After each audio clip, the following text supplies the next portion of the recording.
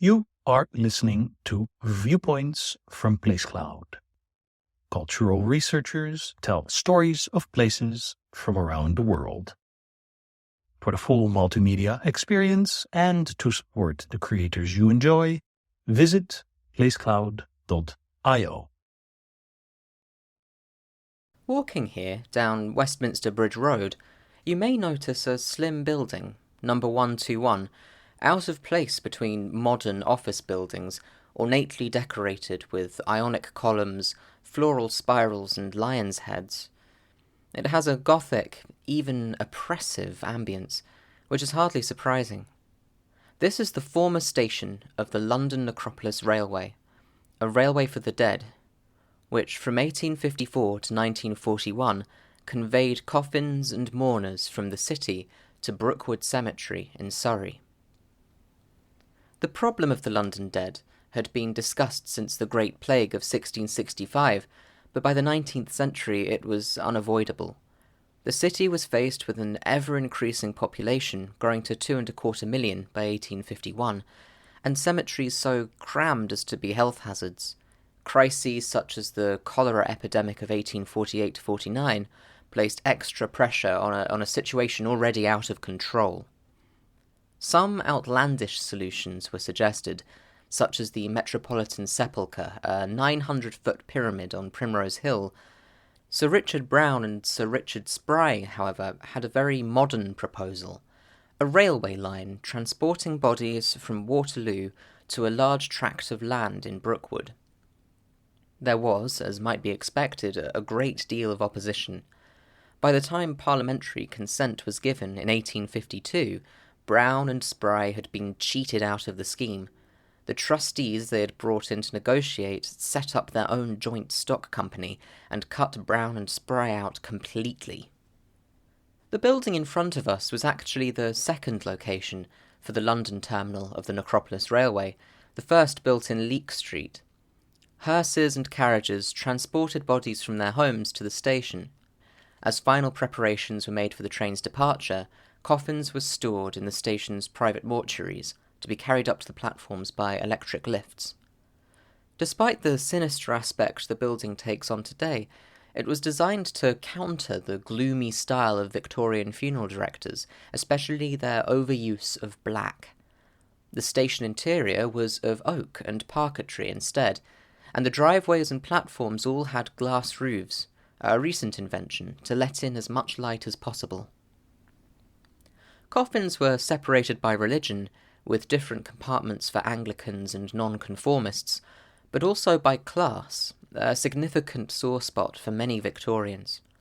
The Bishop of London argued that the body of some profligate spendthrift might be placed in a conveyance with the body of some respectable member of the church, which would shock the feelings of his friends. And however poor they might be, I think they would feel a pride that their relations should not be conveyed to the place of interment in the same carriage with the body of such a man. First, second, and third-class tickets for coffins were intrinsically linked to their burial plots and the mourners who travelled alongside them, with separate waiting rooms and carriages.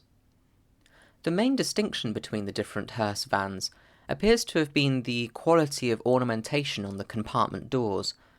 In fact, despite this class paranoia, the Necropolis Railway was renowned for its reasonable prices and considerate treatment of all passengers. In the latter years of the service, avid London golfers disguised themselves as mourners to travel to Surrey golf courses and save on railway fares. The journey to Brookwood took around an hour. Just before the station reached the cemetery, its engine was stopped, and black horses with black ostrich plumes pulled it into the cemetery stations. There were two separate stations, the north for nonconformists and the south for Anglicans. This was a standard distinction for cemeteries at the time, the southern end generally considered to be sunnier and more pleasant. Both stations had accommodation and bars to provide refreshments to funeral parties. Notices on the station walls stated, "Spirits served here." A railway dedicated to funerals may seem odd to us, But for Victorians it made sense not only economically but philosophically.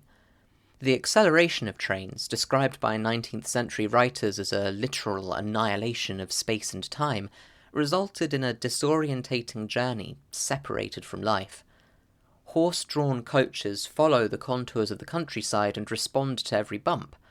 Railroads are smooth and disconnected from their surroundings. Despite the Necropolis Railway's intention to soothe mourners with travel through the Surrey countryside, opponents of industrialisation argued that journeys became invisible, that trains only knew points of departure and destination. The Necropolis Railway can be seen as the dark literalisation of art critic John Ruskin's complaint that the railroad transmutes a man from a traveller into a living parcel. This space-time annihilation was also foundational to Karl Marx's critiques concerning the transformation of a product into a commodity. It is ironic that both Marx's writing partner Friedrich Engels and Marx's daughter Eleanor were taken on the Necropolis Railway to be cremated at Woking. The railway was never as profitable as its trustees believed it would be. At its busiest, it was responsible for fewer than 10% of London's annual burials, despite Brookwood Cemetery being, upon its opening in 1854, the largest cemetery in the world.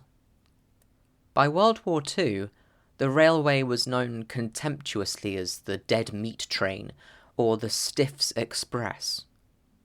While it survived a number of narrow scrapes in the first years of the Blitz, on Wednesday, 16th of April 1941, its luck finally ran out.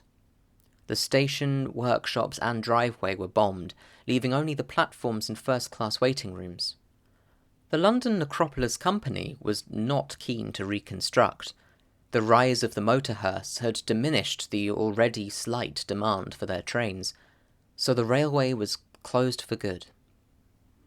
The Brookwood stations remained open for a while longer, serving refreshments for local funerals, but the North Station was demolished in the 1960s due to dry rot, and the South Station burnt down in 1972.